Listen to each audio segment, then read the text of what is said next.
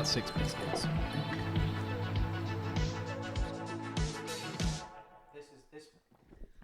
The ratio of this mug's not good because you can't. It's not a dippable mug. It's not wide. It's not got a wide enough base. It's not got enough width to dip. It's not a good mug. This is a great mug.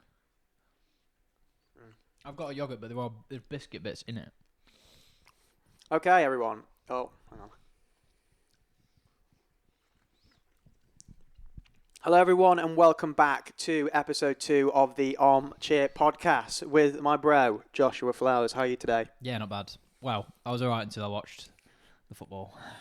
Yep, and let's get into it. So, in today's episode, we're going to obviously react to Man United against Arsenal and also talk about all of the other Premier League fixtures from the opening weekend of the Premier League. It's back. It's back. And it did come back with a bang, with a semi-bang. Yeah. Some of the games were brilliant, some of the games not so much, but basically we're going to talk about every single game, some more in depth than others, but because we are Arsenal fans, we are of course going to talk about the initial reaction to the last game of this weekend, which was Man United against Arsenal. So, yeah. Josh, I'll hand it over to you. Well, we can start with coming into the game. I kind of thought that maybe naively, I thought that it would be exciting. I thought that we'd be really up for it, and I also thought that with United signings, they would kind of be more exciting, or at least have a bit more in attack. And they did make some chances, obviously, as we'll talk about. But going into the game, I thought this is going to be electric. With first game back, I was really up for it. I also think with the lineup, it felt attacking with the fullbacks, Calafiori and White, because they bomb forward usually. And I just thought, he's put Gyökeres through the middle. I just thought, we fancy this and we're going to go for it then. I don't know if you felt the same, but... I think everyone felt the same. When you see that fixture on paper, United against Arsenal at Old Trafford, first game of the season, under the lights. Well, not quite. Not really, but... It's the summer, but... Theoretically. Theatre of dreams. You just kind of think, this is going to be a good game. It's going to be a spectacle because... Like you say, Sesko against Gyökeres, the whole narrative around it. And not just that, but I think what we forgot is we've got so excited for this fixture that we've actually forgot what happens in previous fixtures between United and Arsenal. And they of recent, they have been quite cagey affairs where it's only been 1-1, 2-1, whatever. So I think it's always a cagey affair against United. Definitely wasn't what the neutral kind of wanted, especially Arsenal and United fans. I think we were both quite pissed off about it for different reasons. Obviously, fantastic result for Arsenal, and a result's a result at the end of the day. It's 3 points on the board. But the performance was terrible. Man United, I don't know. Should we speak about Arsenal first, or should Let's talk about United quickly. Yeah, right. Just because then we can rant about Arsenal if we want to. Or, I mean, United, I actually thought were all right, weirdly. I don't know. I'm kind of torn with United because I think they have glimpses of really good play. But it felt like, this is actually my dad's line, it's a classic line, but it felt like we could have played 200 minutes football, 300 minutes, and they wouldn't have ever scored. It's just one of those days for them. But I actually think they were okay. I think they were quite brave, at times. They did come at us. So obviously I thought maybe more behind the ball. I don't know about you, but they in fairness to them, they did press. They did actually have a go. They just couldn't score. That's how I felt. Yeah, I agree. It was a strange game, and I was going to put it down to the fact that why it was such a bad game is because it's the first game of the season. Players aren't up to speed with fitness-wise. A lot of players in both teams haven't really gelled in terms of there's a lot of new recruits to United and Arsenal as well, new midfielders, new attacks, etc. But then I thought, well, no, because I look at the other games this weekend, and I think in terms of quality, I'm not talking about the tempo of the game, but the overall quality of the game, it was poor. It was very poor, defensively and offensively. Yeah, it wasn't very exciting. No. But yeah, sorry. So, in terms of United, what I think about United is, and I said this on my predictions video, I do believe, I think over the course of the season, I think Cunha and then Mbeumo will put up some okay numbers, but I really, and Sesko as well, but I really don't think they are game changers. And that's why I had them still outside the top 10. I still can't see it going well for Amorim. They're still having the same issues of last season.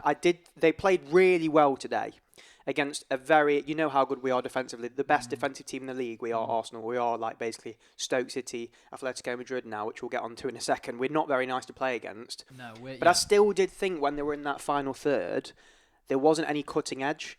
And I think another team on the day, any other team in the Premier League, I think would have scored against us tonight. Yeah. I think. And I think generally that's actually, for United and Arsenal, that's kind of how it felt. It felt like a continuation from last season for both of us. Yeah. It felt like United had the same problems, had moments, but felt like they couldn't score. And they also sloppy. I mean, the set piece was pretty disastrous. Like that corner that conceded. Again, so United again, terrible at set pieces. Us with the, basically can't create chances. Set piece. And also United again can't create chances. And not necessarily, they did create some chances tonight. Well, they can't take chances. But they weren't clear-cut chances. And they couldn't take the chances. And I was quite surprised with Cunha and Mbeumo. They created a few chances of their own and they showed promise. But I kind of expected a bit more in terms of like the end product. In fairness, I mean, if you were going to be, if we're going more into Arsenal now, if you're going to be really optimistic or positive at this game, you took the positive. If you wanted to kind of frame it, you could say this is a brilliant defensive performance.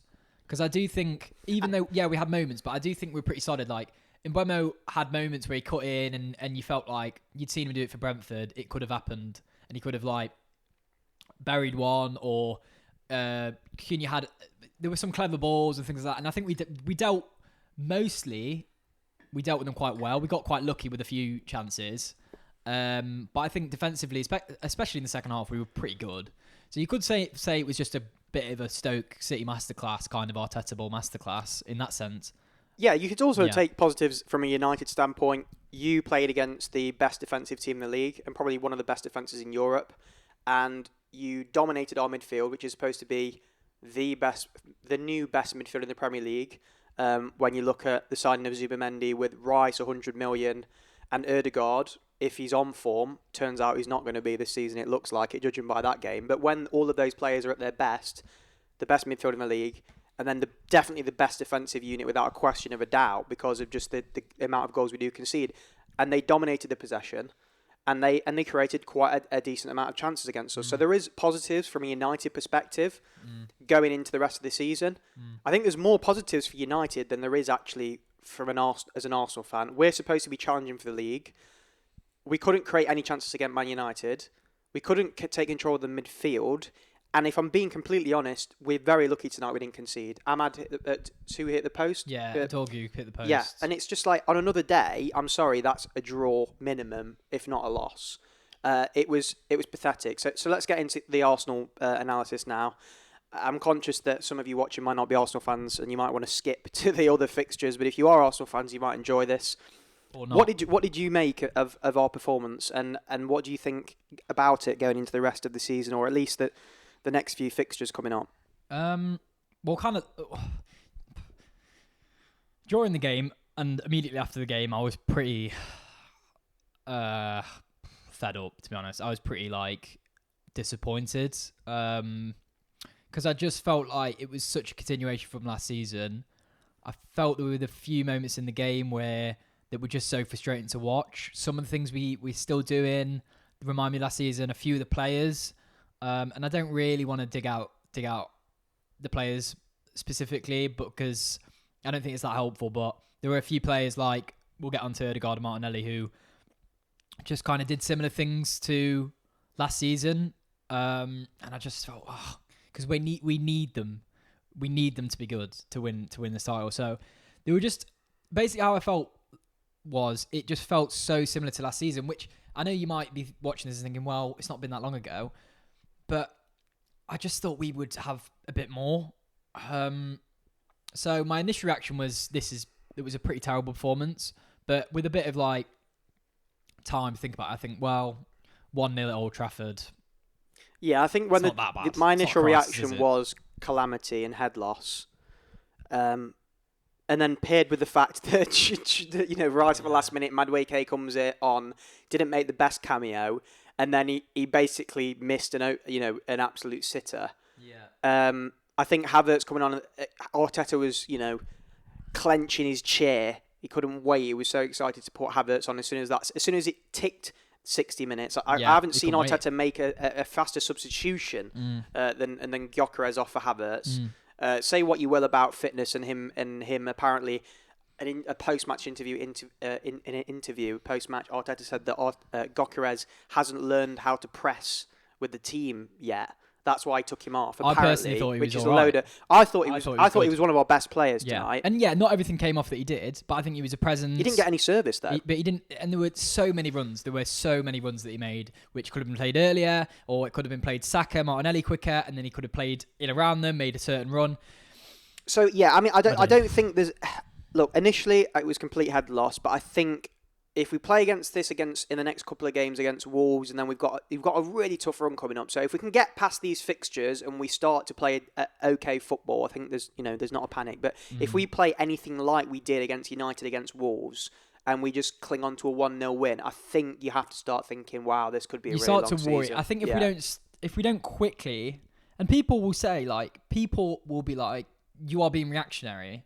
Well, it's not really, because we've watched the season and this just happened. Exactly. We've got enough sample size to go on now to know that if this doesn't click into gear quickly, it's going to be a long season. There's concerns. Yeah, it's going to be a long season again, because if we want to win a title, and I don't think that's reactionary, because I think you can sit here and you can be really positive and say, well, it was a good win, but if we want to win a title, it's not sustainable to win like that, because if it was against Liverpool, City, or even a team that just could score, we wouldn't have won that game. And even I look at the substitutions and I think, oh, well, maybe, if that was against Wolves, Arteta, instead of just doing the usual changes, which is Havertz on for Gyökeres and changing the fullbacks, which didn't I tell you he would change both fullbacks yesterday, and he did this. I can predict Arteta.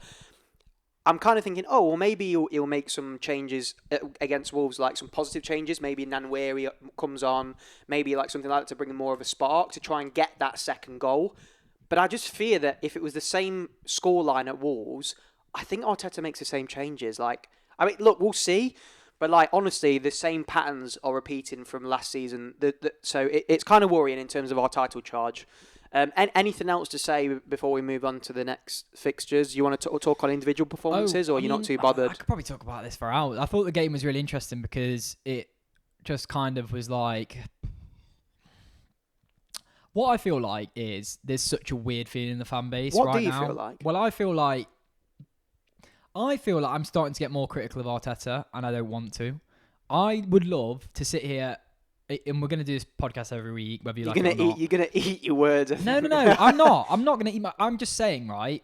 Because this is the thing. Because Arteta's done miracles, in some ways, people laugh at that as well. But he has, from when we were 8th, and where we are with this squad now, I understand. But there comes a point where you need to... I think it's fair to criticise Arteta. I just think that some of the things I just worry. I just hope that he's learned from last season and some mistakes he's made. I think my main worries right now, if I'm thinking about going from this game onwards, the attack, just something's not working there. And I don't know what it is. And my gut feeling is it's Ødegaard. And I'm really Which is worrying because his club captain. I think that's my main worry is Ødegaard. I think he's supposed to be the focal point in the team as the club captain. And he was. Let's give him fair dues. He was brilliant. But I think that's the issue. He was the focal point today, and he didn't create any chances. But he was. What I'm saying is, it feels unfair because he was. He has the potential, and as we've seen, to be on his day one of the best players in the league. I think we just have to see what happens against Wolves, and then we can actually think, right, this is going. I think it's all going to rest upon the next couple of games. If this continues against Wolves, who, by the way, Man City demolished 4-0. Yeah. So we now have. There's a bit of a precedent. There's a bar. Yeah. Yeah, but we now know how good probably Wolves are going to quite crap, and how good City are. So, and the thing I was going to say is, let's be honest. If this was Liverpool or City, you might be looking at that and going, God, they were really good defensively. Yeah, Liverpool and City didn't play very well, but they still won 1-0 at Old Trafford. Good and they just got it done, good mentality, good defence, blah, blah, blah, blah. So that's what I mean. But if we go to Wolves and it's the same thing and we just scrape a 1-0 win and we don't look convincing, I mean, Man City and Liverpool looked amazing. I mean, especially Man City, they looked incredible. Then you start to panic. I just think this is how I feel. And people might say, well, if you look at the United fixture, that's probably why. And maybe if you're looking at it in that way, if you're looking at it logically, it might be, well, it's been a cagey fixture for the last few seasons. It's Old Trafford. They were a bit annoying to play against United sometimes in a weird way. They've got quite a few dickheads in the team in a good way if you're a United fan, but in a bad way if you're not. They're a weird team to play against, and obviously there's also the United Arsenal thing. But I just feel like there was no real excuse for us not to show some presence in midfield. Do you think though that Arteta to put some patterns together of play that look really good, to have a bit of dynamism, for Saka to get on the ball a bit more and show a bit more, but for Martinelli to make these runs, I just felt like I agree. I think I was going to give signs. I was going to give Arteta an excuse, as in maybe he said to the team, "Look, we know what happened at the start of last season. We got a bit excited. We got a couple of red cards." That hampered us. That did. So maybe he's saying, look at our fixtures at the start of the season are mad. Yeah. Let's start steady. Let's not do too crazy. Let's play good safe football. Get the results. We need results. We need 6 W's. We need, cut a draw and 5 wins. And we've got Newcastle, City, Liverpool. So I think maybe is this a let's play it safe. But get out of the way. I agree with you. I think it's still not an excuse for the midfield and the attackers to show just a bit more than what they did today. I don't think it was even like a 1-0 performance. I think they deserve. I think it was like a 1-1 draw. It wasn't. That's what I mean. So that's how I'm saying. Why I'm if it was a 1-0 win performance where we were convincingly they didn't even have a chance, and we were just brilliant at the back, and it was like. And we controlled them. No, they dominated possession even at the end of the game. They were just pretty lackluster. I said this when I was watching the game. I said if that was City, it's a good job we didn't start off Anfield or Etihad away, because we would have got rinsed. Yeah, so that's all. At the end of the day, it's a 1-0 win. Good start on paper. It's a good start, and we can crack on now. And hopefully we can just use that as a bit of a building block and move on. And if we can get a few goals against Wolves, bit of confidence, bit of feel-good factor, and then go into the next fixtures. But yeah, we'll see what happens. But obviously, if we're moving on to the Premier League now, so let's move on to the Premier League in general. So we spent the first 15 minutes of the pod talking about Arsenal and United. So let's talk about the 9 other games. So Liverpool against Bournemouth, that was the first game of the season, the opener. What did you think of that? I know you didn't really get a chance to watch it. Did you watch the highlights at all? Or? Well, I basically started watching. I feel like I'm a bit biased because I started watching in the second half. So what I saw was when Bournemouth scored their goals and then the Liverpool kind of come back. So for me, that game kind of just screamed like Liverpool last season. I was basically I watched the full game, and Liverpool looked decent, but so did Bournemouth. I think they were quite even in the first half, and then Ekitike, to be fair, he looks very lively. He looks really good. And he looks really good. At the end of the day, their attack looks brilliant. Yeah. But he got a lucky bounce, but to be fair, he finished it. Gakpo, though, that was a sensational effort, a sensational solo goal. So they've just got star quality. Up front, and Bournemouth looked decent, to be fair. But the thing is, that game again suited Liverpool because Bournemouth really took it to them. They didn't really play it safe. They had a high line. They pushed up the fullbacks. And it nearly paid off. Semenyo, by the way, give him his flowers. It just looks quality. What a player he is. So Bournemouth had. I kind of feel like maybe I've harshly judged them. No, I think Bournemouth were good, and I think they'll do well. They'll still do well this season. Yeah. I think from a Liverpool point of view, it was very good, and again, it shows character to concede those 2 goals in quick succession and then win the game 4-2. And we see again, you thought, maybe Salah is going to fall off. No, he comes up clutch with a goal. He seemed determined to score that goal, almost I am going to score today. And yeah, I mean, look, again, with like you were saying, the last-minute winners and stuff. I told you when we was watching it, when it got to 2-2, I was like, Salah what's going to happen. And Liverpool just have an air of inevitability. You just watch them and you're just like, well, when's it going to happen then? Because when I watched them quite a few times this season, and you just thought, right, when's the Nunez goal or when's Jota coming on and doing something? Yeah, they remind me of City a few years ago where you knew that they were going to always find a way, and I think this Liverpool team can always find a way. And we were like that one season when we got 89 points. I remember our run-in where you always felt like we were going to score But that we've lost that. Not to go on to Arsenal again, but that is a massive trait of a title-winning team. I think it is. Finding a way because you have to. I think they do find a way, and it's usually. I feel it's pretty obvious, but through good attackers. It's usually through star quality, and they've got loads of them. So that's what I'm worried about. So Liverpool, I would like to think, being biased, that it's not sustainable because they look so open at the back. But that's the question, isn't it? They look really good. They do look really good. They look free flowing, and I'm just jealous of how free flowing they are. But Bournemouth, I think they've got a player with Semenyo. I think he's going to be one of the players to watch this year in terms of he's going to be one of the best performing wingers for sure.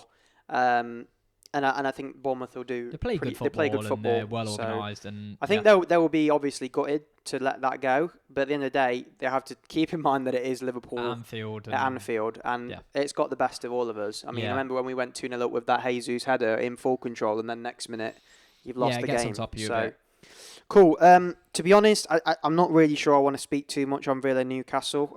Sorry for Villa or any Newcastle fans, but I didn't watch it, so I can't really. Yeah, I didn't watch it either, and just got to be honest. I think obviously 0-0. I think is a good result for Newcastle.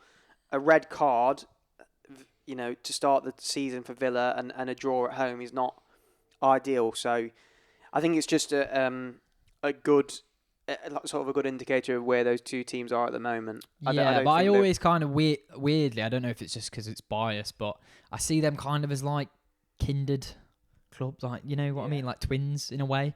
Like they kind of had a similar come up in some ways. They came back into the league at similar-ish times and have been better at similar times, and they were even linked to each other's managers, weren't they? Like Emery was linked to. Yeah, they are in a bit of a battle. Yeah, they're the battle of the next big club. Basically, it's who's trying to break into that big six, as we call it, yeah. So kind of just shows that they're fairly. Well, who's replacing United, in my opinion, because I think Spurs will come back this season. We'll get onto them in a second, but I'm not too sure about United. So, Brighton against Fulham. Do we have any takes on that? 1-1 draw. That is the most Brighton Fulham result ever, isn't it? Really? Yeah. That's just like a proper, just no offense, but. Just like, yeah. Yeah, I've not really got much comment on that, to be honest. It's not better, but it wasn't really a very exciting game. Some games you have to sort of leave to the side there. Yeah, sorry, guys. Sorry, but if it was a more exciting game, then maybe there's not really a lot of talking points. I like Brighton and Fulham. I do like both of them. Muniz is a good player. They've got good players. Like I like both of them. I think Fulham will do pretty well this season, if you want a bit. And Brighton are always good, so... Yeah, I think it was good. It was good for Fulham to get that result there at Brighton. I think it's a good result for them, to be fair. Yeah. Sunderland. This is the shock, really, of the opening weekend. Yeah, best result of the weekend. Let's just talk about Sunderland for a second. They've come up and they've spent a shitload of money. And from an Arsenal perspective, it's pretty funny that they signed Xhaka for 30 million. I think that's one of the weirdest signings, and it could be one of those cult hero signs. Yeah. Because he is sort of like a cult hero, Xhaka. He sort of was at Arsenal towards the end, not at the start, and then at Leverkusen he was. And I think he's one of these players that I really respect and admire because he does wear his heart on his sleeve, and sometimes that can definitely go against him, as we've seen with the red card and the temper. But I think as he's grown older now in his 30s, he's a lot more mature. And I think he can... I genuinely think, like, watching that performance yesterday, like, he could guide Sunderland to stay up in the Premier League this season. They looked very, very good. They look good, yeah. I think credit to them that they've had, I think it was 8 debutants. So, like, basically a new team. And they look pretty organised from what I've seen in the game. And they just seem like a team, which I feel like... They look rejuvenated. Yeah, and they look like fresh, and they look quite exciting at times. And the Stadium of Light was bouncing. Yeah, so that'll be it's an amazing. It's going to be such a tough place to go. So even if I think yes, they're not going to fucking batter teams 3-0 every week, obviously, but I think never know. It's going to be a hard place to go there because that's also a huge. I don't know, when you analyse like the Premier League relegation zone, you always kind of say like just bullshit things like. It's going to be they need to make it a fortress. They need to like do, you know. But it is a fortress. That is one of those places though. That is a fortress. They need to like nick set piece. They kind of did all the cliches. They were hard to play against. ish. I mean, obviously West Ham did have some chances, to be fair, so it could have been different. But they went for it at the end. I want to come on to West Ham. I think that. By the way, what did I tell you about Graham Potter? To be fair, it's interesting to say that I put West Ham 17th and Sunderland 18th. So I think you should flip them around. Maybe, but I just think from one result. Obviously, Jared Bowen. You think he's gonna. You think obviously he's a fantastic player, so you think he's got the star quality. They've got a few decent players that will pull them through, but I don't know if that's. I don't know. Like, I'm quite worried about West Ham because I did say on the podcast, the first episode, I don't rate Graham Potter as a manager. Yeah, I agree. And I just think he's clueless. I honestly think he's clueless. I think West Ham could be in trouble this year. Yeah, that's just my opinion. I'm not just genuinely just because of this 3-0 beating. I just don't think they're a very good. How I feel, this is how I see it. It's one of them where you need to think in the sacking element because I kind of think that Potter, it's just not working there. If he gets sacked, if he gets sacked in November, or if he goes in October, November, or something like that. So this is another prediction. It's a pretty easy prediction. He could be the first to go. But they've got to. But at the end of the day, they've got to bank on 3 teams doing worse than them before he gets sacked. What I'm saying is, they bring in a new manager who's a bit more. Either you go West Ham way, where he's like. It'd have to go West Ham way. You know, a Dyche kind of figure. I'm not saying do that, but you either go that way or you get someone exciting in. Hope you get a bit of a manager bounce, and hope that they kick on and get a bit of points. I think they've got this squad is nowhere near that level. They should not be there. They should not be getting relegated. I know, but I think Graham Potter's going to be under a lot of pressure. I think he can get sacked. That's what I'm saying. But it's not. At some point, I know there's that whole manager bouncing, and it worked for Everton, and it's worked for teams in the past, but I think that's going to stop working at some point, this whole manager bounce thing, because the Premier League is so competitive now. Depends who you I genuinely think this whole malarkey of sacking managers at the midway through the season and then expecting just to rocket and collect loads of points. I think it's going to get to the point where I'm not saying it's not going to work this season, but I think there is going to get to a point where I just don't think it's not going to work anymore. That's just my take. I just think it's one game. Sunderland did look good, and I'd love for them to stay I'm not saying they're going to I'm not saying they're going to finish top 10. I'm just saying they might not get relegated based off what I've seen from them. And I think West Ham and they look fun to watch, and I just like what I see from Sunderland. They remind me of Newcastle when they came up, and I like it. Tottenham against Burnley. I'm just going to quickly go for a poo actually, and you can. Talk Tottenham Burnley. All right. Tottenham Burnley. You might as well go for a poo if you're watching this anyway. I didn't watch the game. Saw Richarlison scored. I literally don't care. I mean, obviously, I support Arsenal, so I don't care about Tottenham. If you're a Tottenham fan, in fairness, and you're watching this, good goal by Richarlison. But it was Burnley, and I think they'll be rock bottom this season.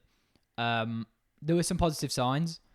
I actually think, in fairness, all I can say is because I watched a bit of the highlights of your game against PSG. You look good, but Tottenham... You did a bit of a Tottenham there. I don't care. I really don't care about either of these teams. I don't rate Scott Parker. I think Thomas Frank will eventually be good. I hear he's flushed. He's done that very quickly. That's impressive if he's done that quickly. But listen, I couldn't really care less. I think you'll be okay, Tottenham. Burnley, I think you go down. That's that. That is that on that one. But I'm trying to squeeze this out like a poo. But it's quite hard based on the fact that I didn't even watch the game. I just want to talk about Richarlison. I can't tell if he's good or not. I think he has moments, Richarlison, where I think maybe he'll kick on, and then he just... Because that's what I mean, he's such a player like that. He's got that Garnacho kind of... Because he scored a similar goal, so it's a bit lazy, but kind of on his day, he does something where you think only a certain type of player could score that kind of goal. And yet, on some days, he's so bad. Or he's just so lackluster. Or he just does something really frustrating. So... I think it's his haircut. He doesn't... I've always thought it's about Garnacho as well. His haircut is diabolical. Just too focused too much on hairs and tattoos. I mean, Richarlison's back tattoo. Have you seen it? He's got his own face tattooed to the back of his back. The back of his back. He's got his own tattoo. He's got his own face on his back.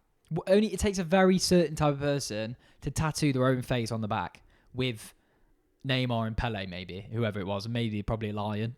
And that's the kind of player though that weirdly, that's the kind of player that I think Arsenal kind of needs. Someone that would tattoo their own face on their back. So yeah, that's Tottenham Burnley. Yeah, he's back. Move on from that. Flipping out. I asked my poo what it thought of Tottenham, actually. What, ChatGPT? No, because I went for a poo. That was good and actually, it made me think when I was having a poo. I've got a bit of a bad stomach, sorry guys. It's all right. But I was watching the James and Flowers podcast, not to promote another podcast on the channel, but it was just really funny. Don't go and watch it now, but like, you don't watch it, do you? I watched it once. It was funny because basically, just quickly, he called James has got a kid, like a little girl or a little boy, and it's just when he walked off on the podcast, he was like, "Oh, that's your uncle on the podcast, Uncle Flav," and he went, he's Mr. Pooh," and it was just really funny. And then Flav was like, "What did he call me, Mr. Pooh?" It was just really funny. Like a little kid was like, "Mr. Pooh." He knows. Because he went Mr. Flav and he went more like Mr. Pooh. It's just funny. Good. It was just funny, little funny moment in the podcast I quite enjoyed. Shout out. I don't think he's going to listen to this. I think we only get one viewer, but maybe one day we can do a collab and I'll go back to this clip and be like, we shouted you on the pod. Because he is the GOAT, let's be honest. He's the GOAT. Okay, cool. So let's move on to Wolves against City. We already touched on this before, but I was really, really, really impressed with City. They could be back. Are they back, Josh? It's a hard one. It's one of those where they have to play. It's kind of Arsenal in a way. Like they have to play their next game, and then we have to play our next game to know. Like as in, if we go to Wolves and we bat, or are we at home? Yeah. So like, if Wolves come to us or whatever, which way round. Let me just double check actually. And we batter them, then you kind of think, well, City, and then City struggle on the next game. I think City look really good. They look fluid. Reinders, Haaland, Cherky. All look good. They look like they're going to be a lot better, and I think they will be. I mean, I put them fourth still because. I don't know why I mentioned Wolves. We don't play Wolves until the 13th of December. Fucking hell! I've just gone off you. Fuck's sake. That's my bad. I got them. Got next. We got Leeds. I got them mixed up with Leeds. I'm so sorry. I don't know why I thought we was playing Wolves. We're not. I just went off you. I didn't even check. That's so bad of me. I'm sorry, guys. I don't know why I had it in my head that we're playing Wolves. We're playing fucking Leeds. You've ruined the entire podcast. And everyone's why have I? No, I'm joking. I'm only taking. I probably have though, because people are going to be like, "You guys are fucking idiots." Jeez, should we just? We are. No, it's fine. It's called the Armchair Podcast for a reason. I don't know why. I just thought it was Wolves, but anyway, it doesn't matter. It's fucking Leeds. It did ruin that whole bit though, didn't it? You know, the whole bit where I was going on about. No, because I think what it was. Because I was saying, like, when we play Wolves, but I didn't mean we play them next. And then for some reason, because I talked about it loads, I got it in my head. So I thought it was Wolves next. No. It's Leeds next. We don't, because we've got Leeds, then Liverpool. God, that's mental. This is off topic. We've got Leeds at home, newly promoted champions of the Championship. Liverpool away, Forest at home, City at home, Newcastle away. Jesus Christ. Anyway, what were we saying? Yeah, City look good, but we'll see. When we play Wolves when we play 5 games. We'll know on the 13th of December whether City are good or not. I mean, you definitely know. We'll get back to you on that one. We'll get battered by Wolves.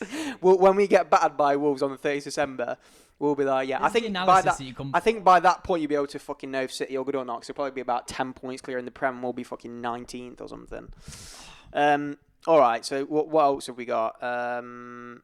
Come on, we should know this. But this is a quick comment. People act like on podcasts, they say you shouldn't have a podcast unless you know things, or you shouldn't.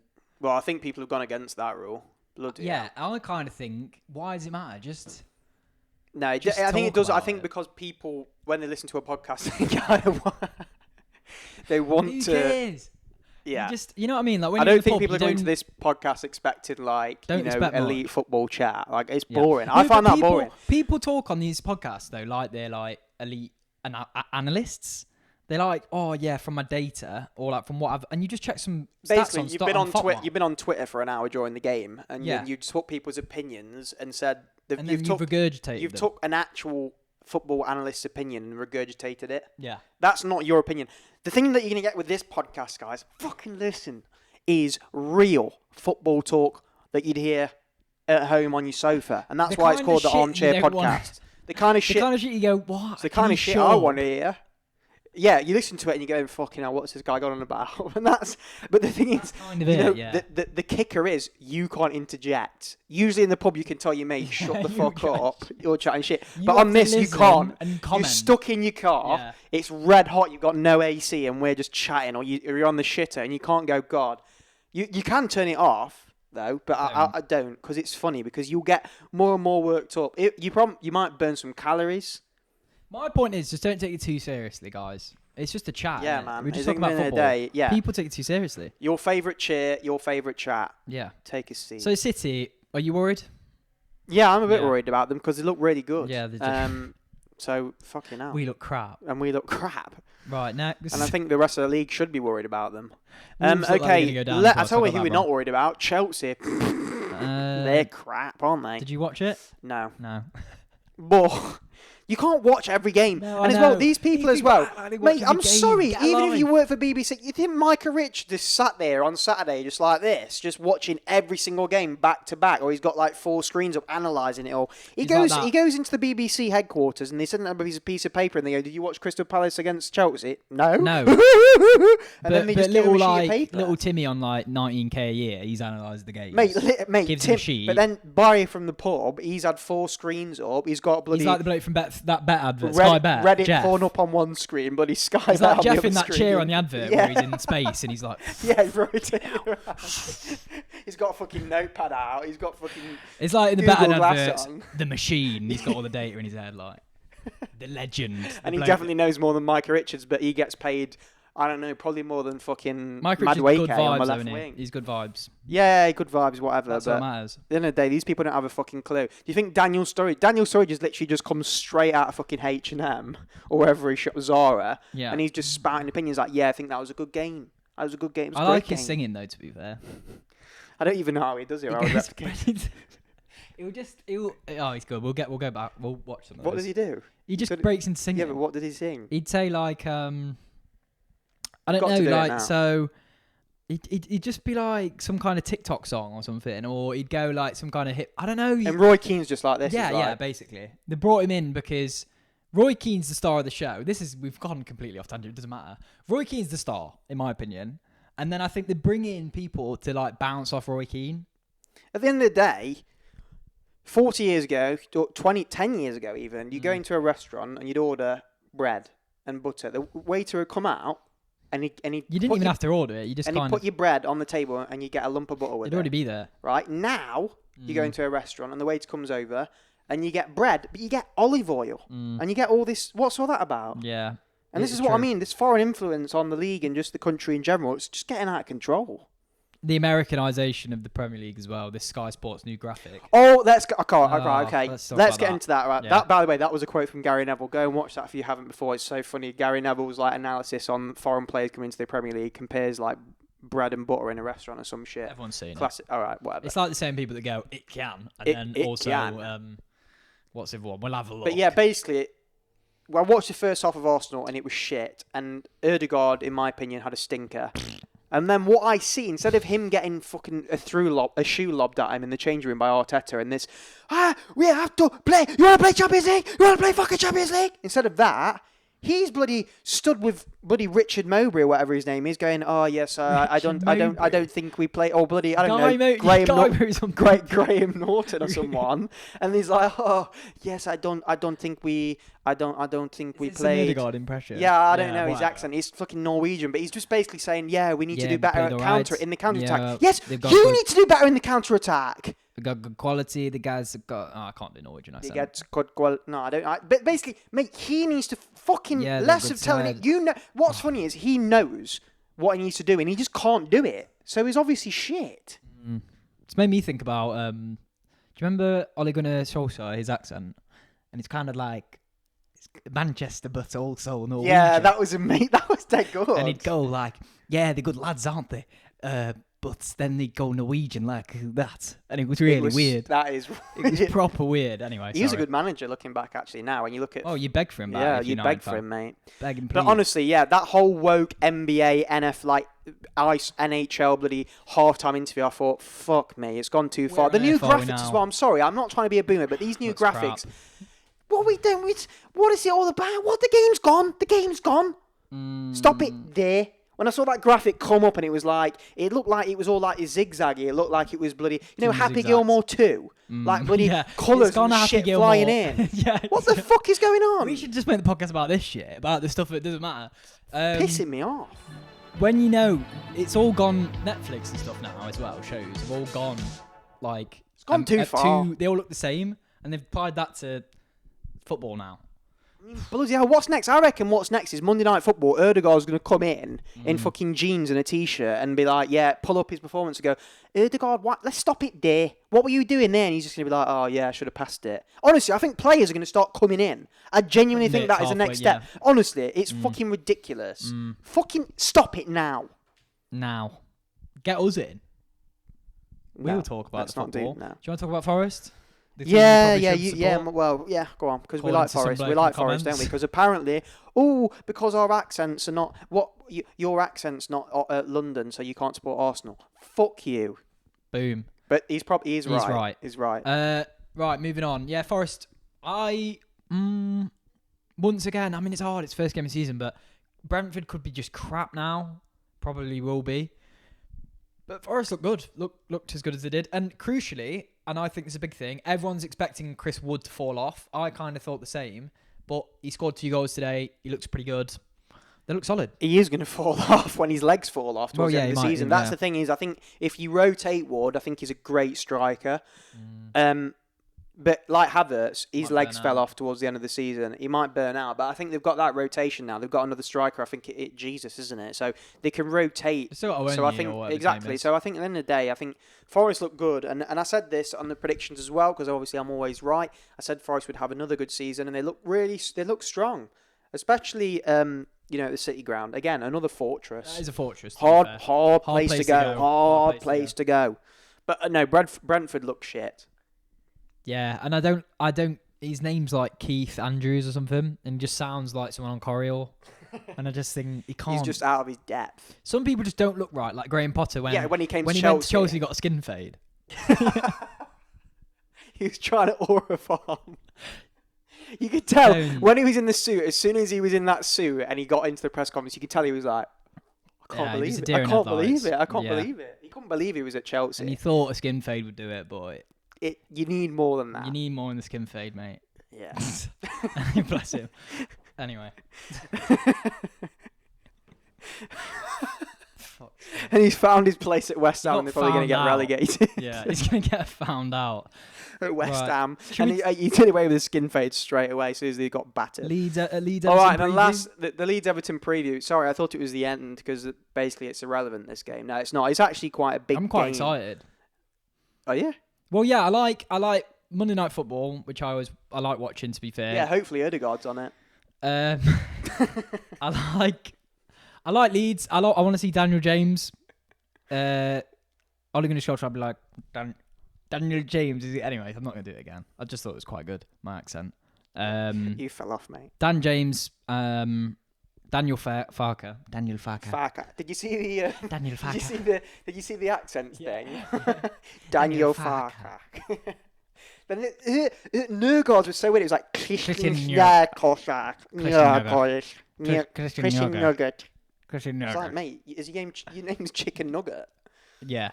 It's dead weird, isn't it? And then everyone just goes Nørgaard. No one listens to that. Christian Nugget. Yeah. It's funny. If you say, it's like when you say purple burglar alarm and sorry. It's like when you say Space Ghetto. If you say Space Ghetto, yes, in American Space accent, Ghetto sounds like Spice Girl in Glaswegian. Space Ghetto. Yeah, but I think, and also they can't expect us. This pronunciation thing pisses me off. I'm English, so I'm not going to be on. No, but I'm sorry, I'm not going to be on a podcast talking about football and go, "Oh my god, he just needs to boot it in the net." Christian or Bruno French. Yeah, you don't want to be halfway through a sentence and go, People say Barcelona and things like that. Or you don't want to say Pep. I mean, I did Pep's. It's the first time I've heard him do his, and he was like, Pep Guardiola. Yeah. And I was like, I'm not going to go Pep Guardiola. Florian Wirtz as well. Wirtz. No, I'm sorry. It's woke nonsense. I'm not doing it. No. His name's What's It, and his name's Pep Guardiola, and that's it. Yeah. Like it or lump it. Get out of our league, or English league. No, I'm joking, guys. But yeah, proper English battle tomorrow, though. Leeds, Red Roses against Everton. Proper English Brexit I was trying to think, ball. Are they white roses, aren't they, famously? Yeah, sorry, my bad. They're going to be fuming about that. I went to Union Leeds as well, so they're going to be fuming. I'm going to get my head ripped off next time I go down there. Because they know you. Yeah. Famously performed in the geek. So, I think at the end of the day, yeah, what do you think? Predictions for that then? You didn't give your prediction, did you? I think like 2-2. Could be a cracker. Could be a thriller. Could be a shocker. I think Grealish is back. He might not even play, but I don't think he'll play. But then again, David Moyes is creaming over him. The reporter was like, Jack Grealish, what do you make of that? And he was like, oh yes. He was like, big calves. Is that what he said? Yeah, he said big calves, and I was like, bit gay. But whatever you're into, maybe that's why he signed him. Yeah, it might be. I mean, imagine David Moyes at training. He's just got there with his arms forward, just going in his head like, look at the size of those. They're meaty. Yeah, but I think he will start him because he's got a bit of fetish over him. Yeah, he wants and if Grealish does start with those socks down with the headband on, I'm going to start. Even I'm a believer again. Grealish should even play. And honestly, you remember that? I would take Grealish at Arsenal. If Grealish signed for Arsenal, I'd fully dive into the hype of like, yeah, he's back. He's probably going to be crap. Yeah, he could be crap. But it's a bit like all these players, the transfer window goes on for ages and you're like, oh, Gyökeres is going to bag 30 like Sesko. You get that excited and then they play and you're just like, it's just a footballer. Yeah. Like, it's just someone kicking a football around. He's probably going to be shit. Like, unless it's Alexis Sanchez or something. This happens every year with the Premier League, though, isn't it? It's like, everyone's like, there's so much hype. Everyone thinks they're going to be like Messi or Ronaldo. Let's be honest, the only players who were ever good at football are all gone. And they're never going to appear again. I'm sorry, football's fell off. Suarez, Neymar, Messi, Robin, Ribéry, Ronaldinho, all those players, they're gone. Football's over. It ain't going to come back. It's done. It's finished. Now, the best players in the world are bloody flipping Rodrigo and Vinicius Jr. and they're poo. All right, should we end the podcast now with a rendition of North London Forever, or? No, I was quite enjoying just chatting like shit about crap, basically. Yeah, but I honestly, so I think we're nearly about done because it's the dishwasher's going off. Yeah, 47 minutes in. But yeah, we used to have a studio, and basically what happened is it's turned into a shed. It got filled with shit. Because I've been gone for a few years. I've been trying to find myself, and I find myself back at my mum's filming a podcast about Arsenal, so nothing's really changed. No. I haven't got a job, so I have to do this as well. So basically, yeah. What I will say to you guys is we are going to do this every single week because I'm basically forcing Josh to do it. Yeah, until Josh gets a proper job and then he'll probably stop doing it. But for now, it's going to be every single week. And I just would appreciate if you shared this with your mates and actually listened and watched it. Because if we get more than one fucking viewer on YouTube, we'll start taking questions and stuff. And we'll do a section at the end of the podcast where we'll do questions. In fact, should we do that now for next week? For next week, if anyone leaves a comment on YouTube or Spotify or Instagram on one of the clips or something like that, we will answer your question on the next podcast. Literally, how excited you could be featured on the Armchair podcast. You could be. And think outside the box and think about good moments, think about old times, think about what makes you happy when you watch a football game. Don't think about what makes you happy. Don't think about outside the box, just make it super generic. And something that's going to get us clicks and views. What will give us loads of clicks and money? What do you think if we said it on the podcast, people would be fucking fuming about? Think about that. Give us your hot take. Get us mad as well. You could do that. Get me mad. That bloke who kept talking about our accents. Yeah. You basically got shouted today. I ripped a guy's head. I ripped a guy's balls off in the comments on TikTok. Come at me at TikTok and you'll get it. You'll get a reply. Yeah, you'll get a reply. And that's for sure. That's a guarantee. Yeah. You will get a reply. And it will shock you to your core because I know I look like someone who you can mess with me. Or you can let's comment on this TikTok. These guys look like a pair of pussies. Well, you've got another thing coming, mate. I dare you to unless it's positive, I dare you to comment on a TikTok. I'll come for you. Seriously, that's a warning. Put that on TikTok. Seriously. Comment. See what happens. I'm going to clip this up and then it's going to be me like crying because someone's like, he's a bold twat. All that will get me is if someone just comments bold, that's me done. Yeah. That's me done. Literally. I'm folded. All right. Do you want anything else? No, that's it. Cool. I can't need for anyone if you've made it through this full podcast, you're an absolute legend. Make sure to drop. In fact, if you dropped a comment like I made it for the full thing, then automatically you'll go down on our list of. So basically, we're going to create a list. No, we're going to create a list because one day we're going to be a massive podcast. Like true, huge. That's a good point. No, we are. Yeah, like it's because we're going to do this. It's like with guitar, with certain things in life for me. Like for this podcast now. I'm at the age now. I'm going to do this every single week until I die. This is it. This is serious. So this has to go to the very top. So what I'm saying is, I don't want to go like full Frank, full what's his name, fucking Harry Redknapp, Frank Lampard. This podcast is going to the very top, and I wasn't going to say because the difference is, this is it. This is all we've got. The difference between us and a normal podcast is. This will continue. Yeah, this has to. It's not like Game of Thrones. It's not going to get shit and then it's going to get shit and then continue. It's going to get shit. It could get a lot worse. There will be weeks that we won't want to do it, and we'll have kids and it's going to be terrible. It's going to be terrible. Like bad. Halfway through, I'll be like feeding my kid or like changing a nappy or something, or just telling my wife to fuck off, or getting a divorce mid podcast. Yeah, because she'll be like, all you're fucking doing is fucking sitting in the lounge and recording a podcast. With your brother, and your brother's a fucking nobody. He's a fucking loser. What's he anyway? But you invest now. I mean? But basically, invest now. Invest in the stock now, and you will put you on a list. And the first person, not a bad list. Would you? Fuck's sake. Yeah. No, we will. Yeah, you want to listen? Then you win. We'll give you stuff. We will give you stuff. I'm not going to give you head or something, but we're going to give you stuff. You'll get a treat. You'll get giveaways. You'll be invited to maybe as a caller. We'll invite you on. Yeah, we'll do an open we'll go to Ibiza or something. I don't know. We'll do something. But basically, there's someone on the list. Yeah. So our first ever follower on TikTok. You've got 100 people. The first person to comment on TikTok, now listen, honestly, it's a big deal, is a guy called Sims AFC. I know it is. Sims. Yeah, shout Sims. Out. Seriously, so shout out to you. And he said maybe we'll link up. No, we will link up because this podcast is going to be massive. So Sims, keep that in mind. Seriously, you should.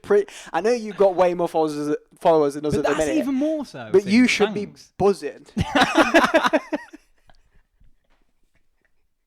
No, seriously. It's on both fronts. Thanks, Sims, but also thank us. You're in. You're on the list. You're on the list. Thank yourself. Yeah, exactly. For being on the grind. You found the next stars of football YouTube. If anything, give yourself mate, your talent idea is better than Arteta. Give yourself a pat on the back, Sims, mate, because your talent idea is fucking unreal. But this will go to the top. Yeah, it's guaranteed. It has to. So at some point, we're gonna will it into existence. So yeah, we don't stop. So yeah, I hope you enjoy this episode. Again, remember, be a part of that lucky 100. Exactly. Your favourite cheer, your favourite chat, and thank you for taking a seat once more. Yeah, thanks guys. It's been brilliant. I've enjoyed it a lot. Yeah, so it's been a good episode. Cheer me up. Yeah, see you in a bit, Doc.